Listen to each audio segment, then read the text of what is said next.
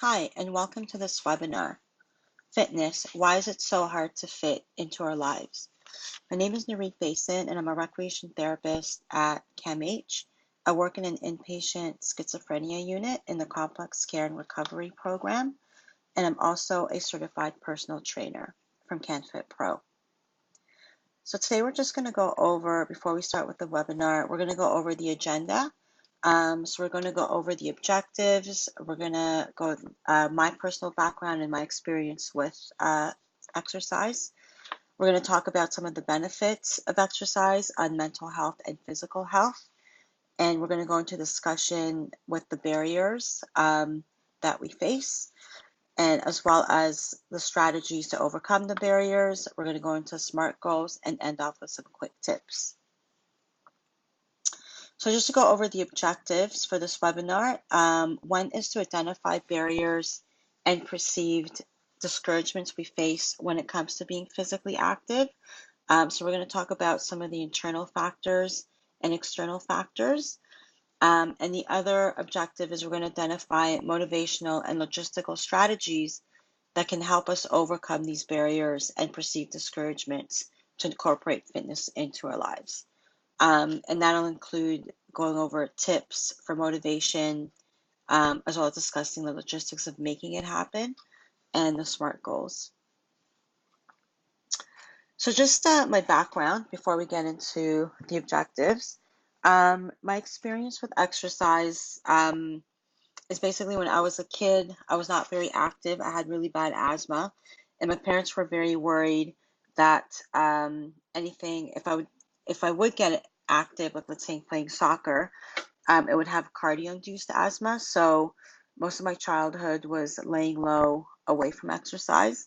But throughout my youth and into early adulthood, I did dabble in some exercise here and there, but nothing really ever stuck with me, and it was never an important aspect in my life until I got a personal trainer, and that was a game changer.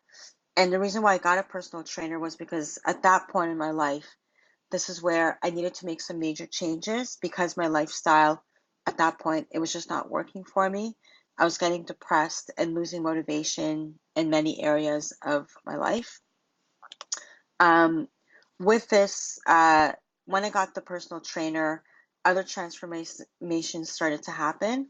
I was inspired to change my lifestyle, which included quitting smoking, believing in the importance of getting enough sleep and proper rest, changing my nutrition, and focusing on learning how to cope with stressors. So, incorporating coping skills into my lifestyle, which included mindful activities such as journaling, making art, walking, meditating, learning how to be grateful. All these coping skills were a major part of how I transformed my life. But the biggest coping skill was physical exercise for me. That's what really just turned everything around. And it took about a year to implement everything. So it wasn't overnight, it wasn't over a week. Um, it did take a year or so, but once everything was in sync, I had a new lifestyle that was established, a new schedule that worked for me. And with all that, it just felt like I had another chance at living life to the fullest. And also the outcome of, it didn't only give me a healthy lifestyle and a positive outlook, but it also gave me encouragements to change other areas in my life, to take the risk in changing careers and becoming a trainer and eventually going back to school for recreation therapy. But I was only able to do that with all those coping skills already ingrained in my daily routine. That gave me encouragement to pursue all that. Um, and also, just before we go to the next section, another important thing to mention is the phases throughout our lives. So we have phases where exercise will take a back seat, and that's okay. It's normal and expected. So for instance, in my case, just a month and a half ago in mid-July, I tore my Achilles tendon. It was a partial tear, not a full tear, but it still ended up in the cast and crutches, which meant that I had to adapt and figure out how I'm going to continue to keep active physically for my physical health, but most importantly, also for my mental health. How was I going to continue, um, when I can't really get around anywhere? Um, so there are going to be setbacks like that, but again, having those coping skills um, helps you get up when you fall down. And also, too, another sustaining factor in my life of having physical fitness is through consolidating my social life into going to the gym. So instead of going to pubs, I went to evening exercise classes or boot camps in the park at the gym. I've made lifelong friends. I've, I was welcomed into a new community. Um, when my friends wanted to go out on the weeknight, we planned to do a workout and then we go for a healthy dinner. Or we go for a jog, but we incorporate physical fitness into our social life rather than having it where, you go to a pub, you drink, and it's counterproductive. So anyways, that's my background and my trajectory with exercise. Um, so we're going to go into the next slide. And we're going to talk about the benefits of exercise. So we're going to start with what are the benefits of exercise with mental health? And I'm sure many of you have heard many benefits over and over again. So we're going to quickly go through this. So some of the mental health benefits um, increases mood. It increases your concentration and focus. It increases your self-confidence overall. And overall, it gives you a more positive outlook on life. So just like here on the slide, so it reduces stress levels, reduces anxiety. That's a huge one that I associated exercise with. Reducing risk of depression. That's another one. Improving social well-being. I just explained how it worked in my life. Increasing self-esteem and boost brain power. So especially if you're in school, it really helps you focus with decision making and learning. So now, what are the benefits of exercise and physical health? And I'm sure, again, you've heard this over and over again, but it's important to remind ourselves. It reduces the risk of cardiovascular disease, unwanted weight gain, 50% lower risks of type 2 diabetes. Um, it helps with improving your sleep. So when you are going to sleep, you're good tired because you work out. You should be like you get a nice, good, sound sleep rather than if you don't work out and you have other things that keeping you awake at night. That's not a good tired. Improving your energy levels throughout the day. It also 30% lowers your risk of dementia and prevents cognitive decline. And also to just think about, I know that we discussed the mental health benefits and the physical health benefits. You should make a list of what benefits do you personally associate with? Where do you see it benefiting you personally? Because everyone's different. So it's important to identify what you personally connect with. So we're going to go into the discussion now with the barriers. And, as we just discussed, all these amazing benefits, mentally and physically. With all that discussed, why do we have such a hard time incorporating physical fitness into our lives? So, what are the internal barriers and what are the external barriers? We're going to first begin with the internal barriers. So, not being in the mood or not being motivated, being in a bad mood. I mean, I know that you work all day and you're just not in the mood to go to the gym. That's a barrier. What if you're in a bad mood? That can definitely affect your decision going to the gym. Um, Being intimidated, especially when you're starting out. I know that's a very common feeling of people not feel like so. Yeah, I always hear, I'll go to the gym when I feel more fit. Well, you have to go to the gym to start feeling fit. Anyway, so, having internal thoughts such as I'm not good enough, I'm awful at this, I don't know what I'm doing at the gym. I'm never going to be able to do what this person is doing. This is too hard. So we have all these internal factors that that create these barriers from us attending to our training sessions. Also, another one is cost, which is the external barrier. So I know some of the memberships can be extremely expensive. Um, everything from the gym membership to gym clothes to gym running shoes, at all costs. Uh, Time, I think, time is a common factor for a lot of people too, where, life is busy. It's a challenge to schedule exercise. It's everything from getting to the gym, changing to go to the gym, then after the workout, changing back, taking a shower, getting back to class or work or other responsibilities. It takes up a lot of time. And another external barrier is medication symptoms. So, some of the medications might make you feel tired, dizzy, lethargic. You might not be able to get a good night's sleep. Your diet, so you're craving all these high sugar and highly processed foods. These are barriers that make it hard for us, just like with the title of this webinar, to fit exercise into our lives.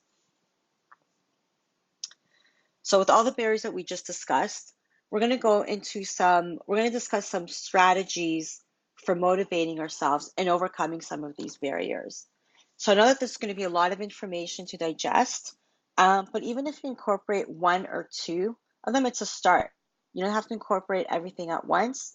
And just like too with my journey, when I got into exercise, I didn't do all these things we're going to discuss with overnight. Like I said, it took about a year to incorporate everything. Okay, so let's start with having a plan and an intention for your workout. So for example, let's say you're going to work out at home. Pick a video. Let's say if you're going to use YouTube, pick a video maybe 2 days, a day prior before you plan to do the workout. Because as we know, once you go on YouTube, it's a rabbit hole. It's gonna be 2 hours later before you find something. And again, we just discussed how important time is. So reviewing some of the videos, seeing what video is right for you, make sure that you like the instructor, make sure you can do the exercises, make it realistic, and choose it again a day or two before, so that let's say in 2 days you plan to work out at 5:30, you have the video saved, you show up at 5:30, you press play, and you start the workout. Getting enough sleep. Before that, preparing your workout clothes is also very important. So make sure that whenever it is that you plan to work out, let's say you have like a super early morning, prepare your clothes the night before.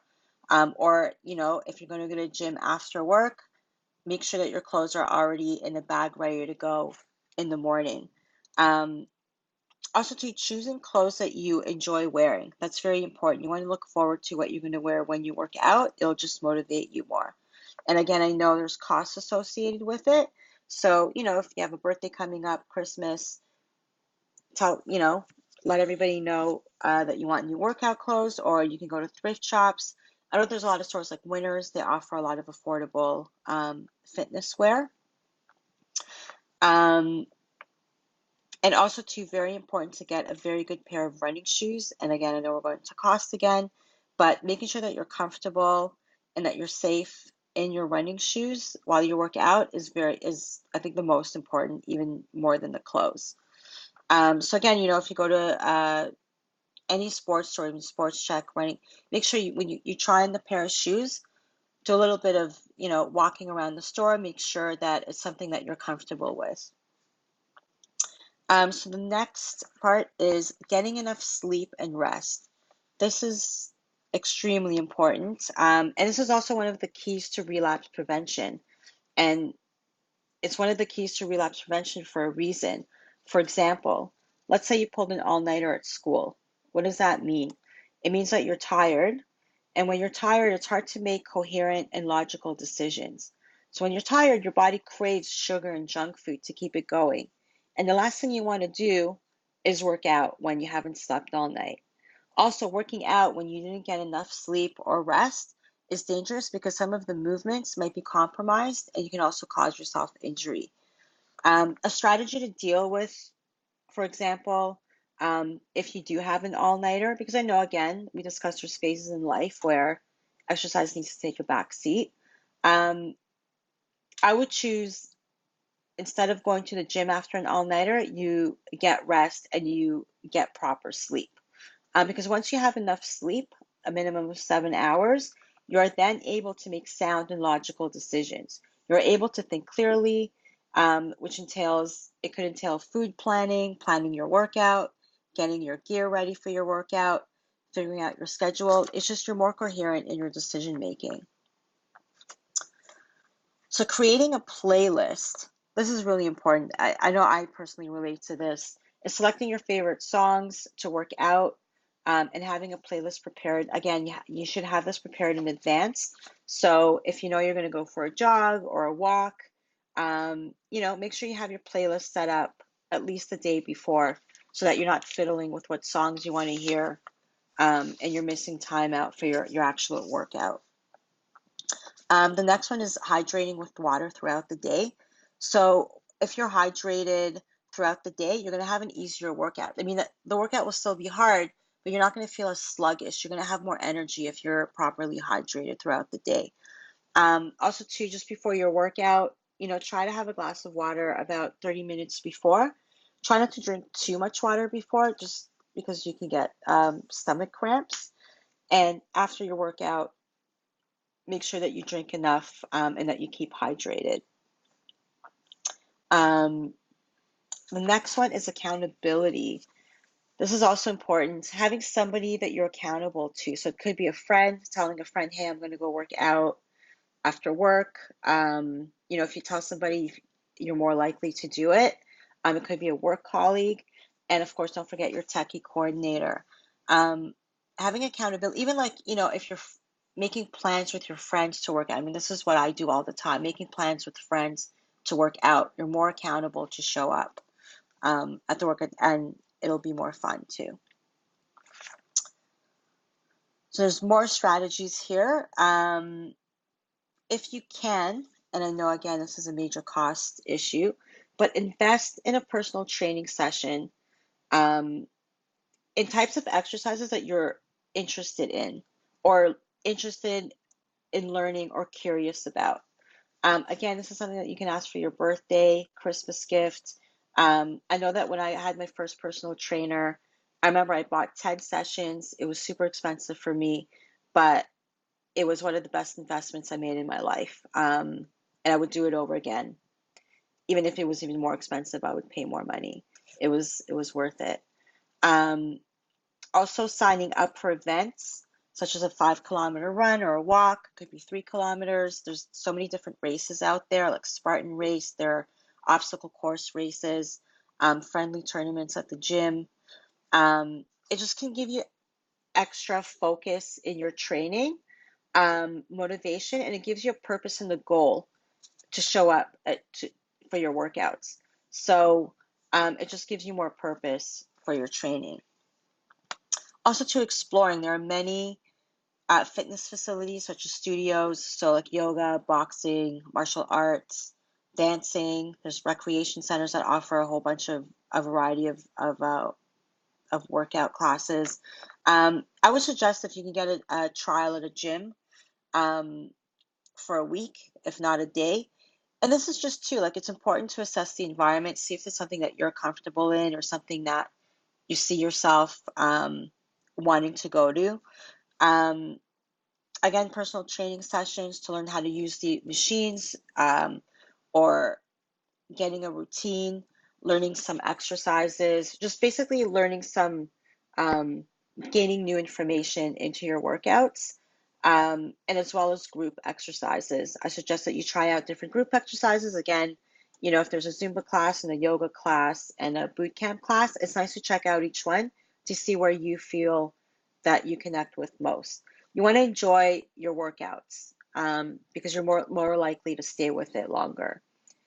And also just the benefits of a gym membership. And again, I know there are cost barriers to it, but there are many gyms that are a lot more affordable now too.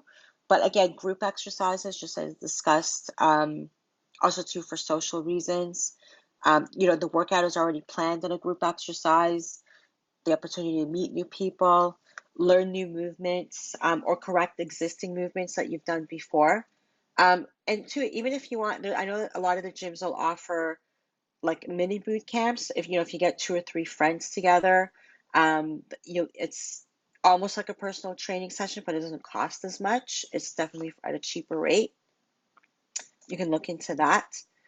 Um, Also, so we're going to talk about the realistic workout schedule. Uh, it's important to do your research to find out which studio facility fits your needs, your schedule, and most importantly, convenience of getting there.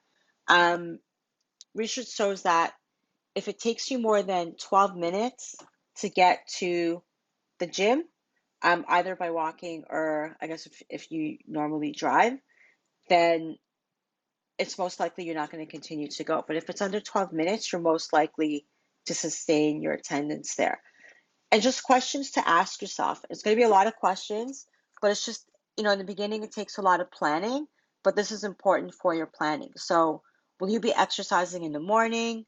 Before your day begins at work or school? Are you a morning person? If you're not a morning person, will you fit it during the day at lunch? Or will you exercise after work or school or whatever it is that you have? Establishing a plan that works, will you choose a class at 5:30 or at 7:30 in the evening? And what will your food intake look like? How are you going to plan your eating around that? Like your snack and meal planning. And how many days a week are you going to work out? What is the plan if you can't go to the gym or if you don't go to the gym that day? Maybe you can incorporate extra walking, your own workout at home with a YouTube video, maybe stretching or having a recovery day. Basically incorporating extra movement throughout your day, especially if you're not going to go to the gym. And we're going to talk about some of that too at the end with the quick tips. So I know that, like I mentioned earlier, this is very overwhelming with a lot of information. Um, but if you take the time and ask the right questions, you set yourself up to succeed in the long run. And yes, as discussed, there are days when you will not feel like going to work out or you're just not motivated or not feeling well, and that's okay. At least you have a plan that will help you to get right back on track the next day. The beginning is what takes the most, of planning this whole planning the workouts and what you're going to wear and what you're going to eat. But once you have all that established, once you get into routine, it'll get a lot easier. And also, lastly, all the resources on the TECC-Y platform are available. So please take advantage of browsing through to see what is right for you. And since this is a 12-week program, we can't promise miracles, but we can help you with guiding you into developing these healthy coping skills and strategies for practicing these healthy habits. So we're just going to quickly go into SMART goals, which I'm also pretty sure you guys are familiar with. SMART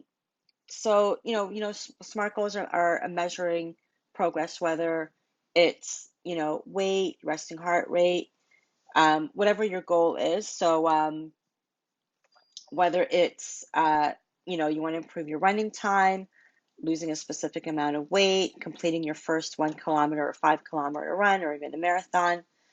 So let's just get into the details here. So let's go into the specific. What is it that you want to do? So what goal is it that you want to reach? Is it losing weight? Is it muscle gain? Or even just, how do I incorporate fitness into my schedule, into my life? That's a goal right there. And how are you going to measure this goal? How will you know that you've reached it? So if it's for weight loss, there's a scale. You can use a measuring tape. I like to use my clothes. So if I find that, something's a bit tight on me, and then I can use that as a baseline. How will you track your progress? And, achievable is the next part. So is it within your power to accomplish it logistically? How are you going to plan to fit it into your schedule, which we just discussed with the strategies? Will you have time to work out 3 days a week? So you want to make sure that it's it's achievable, whatever it is that you set. Um, the next part is realistic and being relevant. So, can you realistically achieve it? What is your plan for achieving it? So, what is your plan for the days that you do plan to work out? What are the workouts themselves? Um, are they doable? Are they too easy? Are they too hard? Do you enjoy the workouts? Make sure that it's relevant to what it is that you need to achieve. And time. So when exactly do you want to accomplish it by? Again, you need to be realistic. So if it's weight loss is the goal, a healthy weight is 1 to 2 pounds per week. So, don't put something like, 5 pounds per week, because even if you do lose those 5 pounds per week, it's very unhealthy. You want to achieve it in a healthy way. And you have to be very patient. And like I said, there's going to be days where you just don't feel like working out, and that's okay, because I know there's some days where it's hard to get out of bed. That's okay. There's always the next day. But that's why too, like, just planning everything is a huge part of helping you get up that next day. Okay, so we're at the quick tips. So I just kind of broke this out into two categories that are kind of like the most popular, the weight loss and muscle gain. So just like the rule of thumb for weight loss, you want to keep your repetitions high. So 12 to 15 at 3 to 4 sets with minimal breaks in between. So keeping the weight low on all the reps. So for instance, out of 15 reps, if the reps start to get really heavy at 10, means that it's too heavy, and you need to decrease your weight. Or if by 8 to 10 reps you don't feel like, oh, I don't feel anything, it's too light, you need to increase your weight. So within the first set, you're always kind of gauging what weight you should be using, and then for the rest of the sets, you should have a set weight that you'll be able to do appropriately. The next one is cardio. So intensity should be between 65 and 75% for at least 25 to 45 minutes. This includes brisk walking. So this includes like treadmills, elliptical machines, stationary bikes, rowers, anything that gets your heart going. Um, if you can handle higher intensity workouts, because let's say 75 to 80%, then you can decrease the duration of time to like 15 to 20 minutes. Again, it all depends on the intensity and the level of cardio that you're comfortable with. Being mindful of other times you can be active between workouts. So like I mentioned earlier, if it's your day off from working out, or if you can't get to the gym, these are just some tips on how to increase your activity, your physical activity throughout the day. So for instance, take the stairs where possible instead of escalators or elevators. If you take public transit, get off a few stops earlier. Bike or walk to wherever you can. If you do drive, just park as far there as possible. Again, it'll probably be easier to find parking anyways. And especially too, if you have a desk job, maybe set your alarm for every hour to get up and stretch. You do 10 air squats, push-ups on your desk, on the floor, or on the wall, whatever your capability is. Just to do just to move, go for a quick 10-minute walk. If you have stairs in your office, do, like 2, 3 floors of stairs.